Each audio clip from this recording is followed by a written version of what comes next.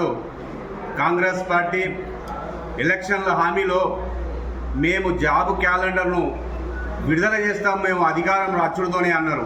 ఇప్పటికీ 6 మాసాలు గడిచినా ఇంతవరకు జాబ్ క్యాలెండర్ రిలీజ్ చేయకపోవడం చాలా దురదృష్టకరము.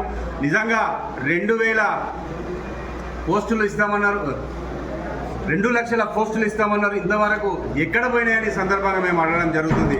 నిజంగా ఈ రాష్ట్ర ముఖ్యమంత్రి రేవంత్ రెడ్డి గారికి మేము సూటిగా ఒకటి ప్రశ్నించడం జరుగుతుంది. మీరు నిజంగా ఢిల్లీకి పోయి నామినేట్ పోస్టుల గురించి కానీ మంత్రి విస్తరణ గురించి కానీ మాట్లాడడం జరుగుతుంది. కానీ మీరు నిజంగా నిరుద్యోగుల గురించి ఎందుకు చర్య తీసుకోవడం లేదు, ఆలోచించడం లేదని మేము సందర్భంగా అడగడం జరుగుతుంది. నిజంగా మీరు ఖచ్చితంగా నిరుద్యోగులకు జాబ్ క్యాలెండర్ రిలీజ్ చేస్తామన్నారు. ఇప్పటికీ 6 మాసాలు గడిచినా ఇంతవరకు ఇవ్వకపోవడం చాలా దురదృష్టకరం. మీకు విద్యార్థులు కానీ నిరుద్యోగులు కానీ మీరు పట్టించుకోకపోవడం చాలా దురదృష్టకరమని ఈ సందర్భంగా భారత రాష్ట్ర సమితి విద్యార్థుల నుంచి మేము సూటిగా ప్రకటించడం జరుగుతుంది.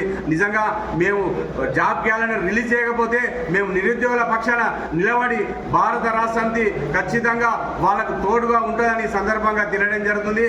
లేకపోతే రానున్న రోజుల్లో నిరుద్యోగులు యువతతోని మేము తెలంగాణ రాష్ట్ర వ్యాప్తంగా ఆందోళన కూడా మేము సిద్ధంగా ఉన్నామని సందర్భంగా తెలియడం జరుగుతుంది.